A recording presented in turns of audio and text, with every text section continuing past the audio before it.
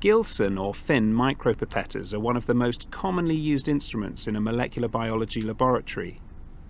They're used in conjunction with plastic disposable pipette tips to measure or transfer small amounts of liquids, usually from 0.2 microliters to 1,000 microliters or 1 milliliter. Different pipettes work across different ranges of volumes and are named by the maximum volume they pipette. The different pipettes look very similar, so they're labelled on the top of each push button with a capital P followed by a number which indicates the maximum volume for that particular pipette. A P2 pipettes between 0.2 and 2 microliters. A P20 pipettes between 2 and 20 microliters. A P200 pipettes between 20 and 200 microliters. And a P1000 pipettes between 100 and 1000 microliters. A pipette is an expensive precision instrument. Improper use will damage the pipette, so correct use is essential. You should never use a pipette to measure volumes outside of its range. For example, using a P200 to pipette to lower volumes such as 10 microliters or to higher volumes such as 250 microliters will result in inaccurate volume measurements and will damage the internal mechanism of the pipette.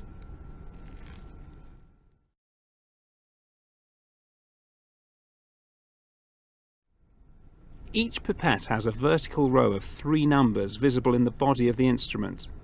To set the volume, you can use either the thumb wheel or, on newer models, the push button. This will cause the 3 number dials in the body of the pipette to rotate and change the volume of liquid that will be taken up. However, the dial numbers indicate different volumes depending on which pipette is used. For example, these 3 pipettes have been set to read the same numbers on the dial, 152.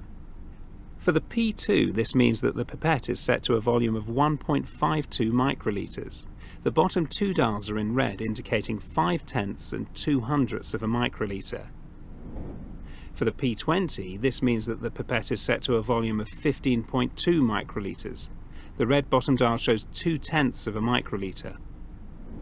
With the P200, the same visual setting means that the pipette is set to a volume of 152 microliters. This P1000 is set to 052, which indicates a volume of 520 microliters. A setting of 100 indicates the maximum volume for this pipette, which is 1000 microliters. The uppermost number is in red, which for this pipette indicates the number of milliliters.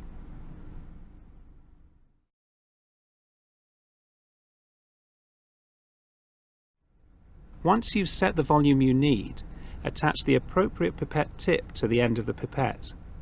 P20 and P200 pipettes use the same yellow tips. P1000 pipettes use larger blue tips. Another type of tip called a filter tip is often used in the laboratory. The sterile filter within each tip can help to prevent contamination. Hold the pipette with one hand, with the narrow side resting in the palm of the hand. Add the pipette tip by gently but firmly pushing the pipette into the pipette tip, which is held in a tip box. You may need a little practice to learn to apply the right amount of pressure to give a good airtight seal between the tip and the pipette.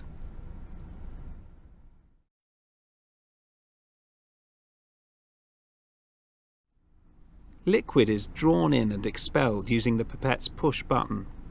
Gently apply pressure to the button with your thumb until you feel a natural stop. This is called the first stop. The distance you need to push the push button down will vary depending on the volume you require. A P20 set to 2 microliters will require less push button movement than a P20 set to 20 microliters. So to use the pipette, push the button down to the first stop. Then, keeping the push button at this level, place the pipette tip about 2 millimeters into the liquid you wish to draw up. Release the push button by slowly allowing it to return to its original position. Pause for a second to make sure all the required volume of liquid has been taken up into the tip. This is especially important when using more viscous liquids which take longer to draw up. Withdraw the pipette tip from the liquid and place it inside the recipient container. Slowly push down on the push button. This will release the liquid in the pipette tip into the tube. This time push beyond the first stop. This ensures that any residual liquid is expelled from the pipette tip. Fully withdraw the pipette tip from the liquid before you release the push button. So to recap, push down the push button until you feel some resistance. Place the pipette into the liquid and slowly release the push button. Release the liquid from the pipette by pushing past the first stop to fully expel the liquid from the pipette tip into the recipient container. Withdraw the pipette from the container before you release the button.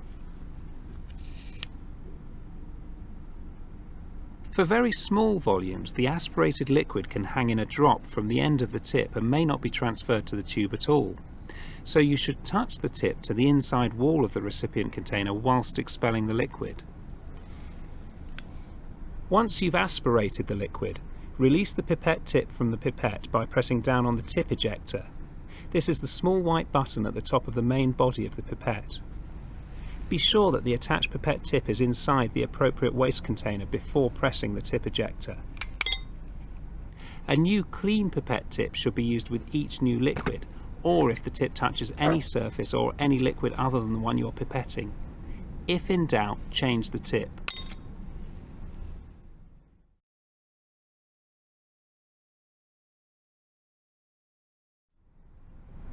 Do not use a pipette without a tip attached. Liquid should never enter the body of the pipette. It will cause the pipette to corrode and will be a major source of contamination between liquids and experiments. Do not use a pipette past its volume limits. This causes pipetting inaccuracies and also damages the pipette. If you're having trouble attaching a tip to your pipette, don't repeatedly jam the pipette into a tip. This can damage the pipette. And if the tip doesn't stay on the end of the pipette, simply repeat the procedure with a new tip.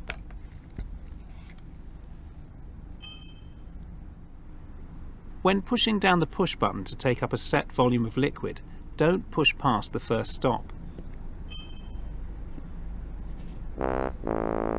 If you push past the first stop, the volume you then take up will be too large. When taking up liquids, don't simply let go of the push button. The liquid can be sprayed around the inside walls of the tip and up into the pipette body, causing inaccurate volume dispensing and pipette contamination. Make sure you release the push button in a controlled manner. If you don't pause after you release the push button, there won't be enough time for the correct volume to be taken into the tip. Air will be taken in instead. Also, when you're withdrawing a large volume from a narrow container, make sure the tip stays below the surface.